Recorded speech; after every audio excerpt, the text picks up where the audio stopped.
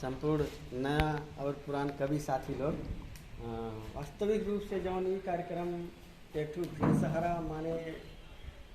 भिन्न ही के जून के भिन्न सहारा कहल इस संस्था के हमसे का अपेक्षा बा कि ई जौन मार्गदर्शन समाज के सही मार्ग चित्र दिखावे आगे हमन के सामाजिक रूप से एक देखल जाता कहे से कि अगर देखल जाए हमन के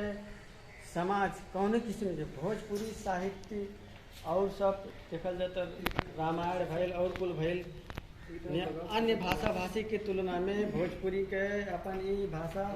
के लिपिबद्ध करके पहले से आदिम काल से चल गए। लेकिन आजकल हमन के का हो एक आप सब टारगेट रखल जाए कितना भी नया कलाकार बाटें कितना भी नया किस्म के जौन एक ठो अगर खुलेआम कहल जाए पश्चिमेली संस्कृति और पूर्वेली संस्कृति के टक्कर से ई हमन के समाज के जौन पुरातन हमन के धर्म संस्कृति रीति रिवाज सब खत्म हो जाता का। आजकल भोजपुरी सिनेमा देखल जा और पहले भोजपुरी सिनेमा देखल जा का अंतर बा एकदम ओपन। एक विरुद्ध में हमन के अपन आवाज़ अपन साहित्यिक माध्यम से अब जौन किस्म से पुरान मीठा बोली वचन है आजकल जौन किस्म से बोली वचन आयल अपन हमन के 3 भाषा में अपन पत्रिका काहे न तो दर्ता करवले बाटी। पहला प्रदेश नंबर 5 के शायद हमन के दावी हो कि हमन का पहला पत्रिका हो लुम्बिनी सांस्कृतिक संदेश कि 3 भाषा में लुम्बिनी नाते इंग्लिश में 1 पेज और बाद में अवधी भोजपुरी फिर हमन के नेपाली भाषा तो राष्ट्रीय भाषा के नाते से 3 भाषा में दर्ता कराए कि अभी हमन के फिलहाल लॉकडाउन के कारण से बंद रहे और फिर से लावल जाए। यही नाते से हमन के आप सब ध्यान में रखल जाए खास करके हमन के समाज आगे जाए से पीछे जाता का इतना हस्तक्षेप मतलब पहचान के ऊपर भाषा के ऊपर मतलब संस्कृति के ऊपर लिबास के ऊपर हर किस्म के पुरान चीज़ जौन हमन के ऐतिहासिक रहा ओकर लोप हो जाता का। प्रेम भावना ऐसा कि प्रेम जौन रहा आदमी के बीच एकदम घमंड से और रिश्त से मन मोटा द्वंद्व एक किस्म से फैलत बा का। पर आप सब एक शांति की ओर ले जाए के लिए ऐसे मन के बुद्ध के नगरी हुई बुद्ध जैसन बाटी अन्य देश के आदमी जाने विदेश में ही लुम्बिनी आवन का माटी ले जाने अगर आप विदेश में जाए उनके थाईलैंड और जगह तो उन्हें बुद्ध जान के पैर छुअल का। ये नाते शांति मार्ग के तरफ और हमन के संस्कृति बचावे के लिए आप सबके ध्यान रहेगा। ज़्यादा कवि लोगन के देखिला ज़्यादा गायककार लोगन के देखिला इतना भोजपुरी के नाम पर इतना ओपन सीन इतना ओपन गाना कि आज परिवार में बैठ के नहीं देख सकल जा। बहुत बढ़िया नाते से हमन के का संस्था से कि एकदम सही मार्गदर्शन इस संस्था के द्वारा मिले और हमन के नेपाल पत्रकार महासंघ अभी हम प्रदेश नंबर 5 के कार्य समिति सदस्य हैं विवादी हमन के का करे पड़ी हमें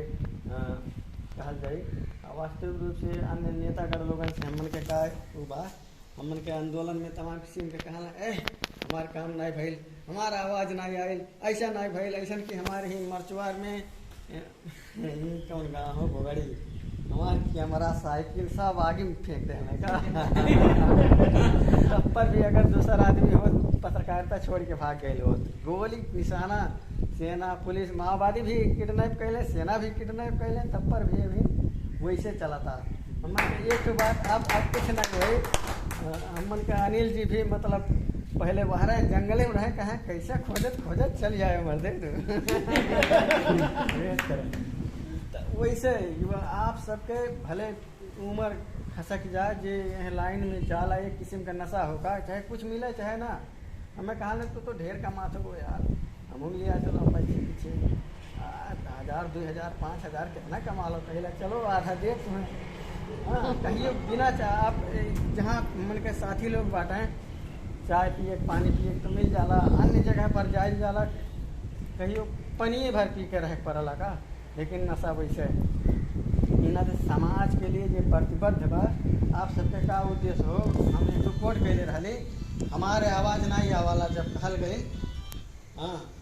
आवाज़ आपके कैसे आई जेकर मीडिया में जेकर पास सूचना ज़्यादा बा तौन राष्ट्र धनी बा, अमेरिका भइल, चाइना भइल, उन्हें सूचना पहले कलेक्शन करना है कि नहीं। जैसे हम मन के कहीं वांट नहीं करल, आपके जानकारी नहीं बा, पढ़ल लिखल भले बाटी, मिति बा बिहान तक के सूचना नहीं बा तो का करल जाए, फार्म नहीं भर पावल जाए, अजे जान गए थे। तो यही नाते से सूचना एक ठो देश के अंग हो, एक ठो जैसे हम के शरीर में खून के काम करला, मोटू हो, दिल हो, वैसे सूचना हो। सूचना में आप सबके लगानी नहीं रही तब आप पीछे रह जाए, हरदम पीछे रह जाए। आपके आवाज़ कैसे आई लगानी उन्हन के बाद, उन्हन के निगेटिव जो मतलब अधिकार के बाद उठावल जाए, उन्हें सट से काट दी।